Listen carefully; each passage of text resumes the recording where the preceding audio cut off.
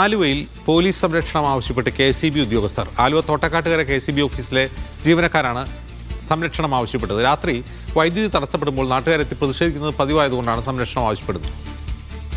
ഗോപിക അരവിന്ദ് വിവരം നൽകും. ഗോപിക, ഇവിടെ പ്രതിഷേധം ശക്തമാണോ കഴിഞ്ഞ ദിവസങ്ങളിൽ? അജിംസ്, കഴിഞ്ഞ ദിവസങ്ങളിൽ ഈ ആലുവ ഈ തോട്ടക്കാട്ടുകര പ്രദേശത്ത് വലിയ രീതിയിലുള്ള പ്രതിഷേധം ഉണ്ടായിരുന്നു. അതായത് ഈ വൈദ്യുതി മുടങ്ങുന്ന സന്ദർഭത്തിൽ KCB ഓഫീസിന് മുൻവശത്തെത്തി പടക്കം പൊട്ടിക്കുന്നതും അതുപോലെ തന്നെ വലിയ രീതിയിലുള്ള പ്രക്ഷോഭങ്ങളും ജനങ്ങൾ KCB ഉദ്യോഗസ്ഥർക്കെതിരെ ഉണ്ടായിരുന്നു. ഈ ഓഫീസിലടക്കം കയറി അവർ വലിയ രീതിയിലുള്ള പ്രതിഷേധം ഉണ്ടായിരുന്നു. അതിന്റെ അടിസ്ഥാനത്തിലാണ് ഇപ്പോൾ KCB ഉദ്യോഗസ്ഥർ ആലുവ പോലീസ് സ്റ്റേഷനിൽ പരാതി നൽകിയിട്ടുള്ളത്.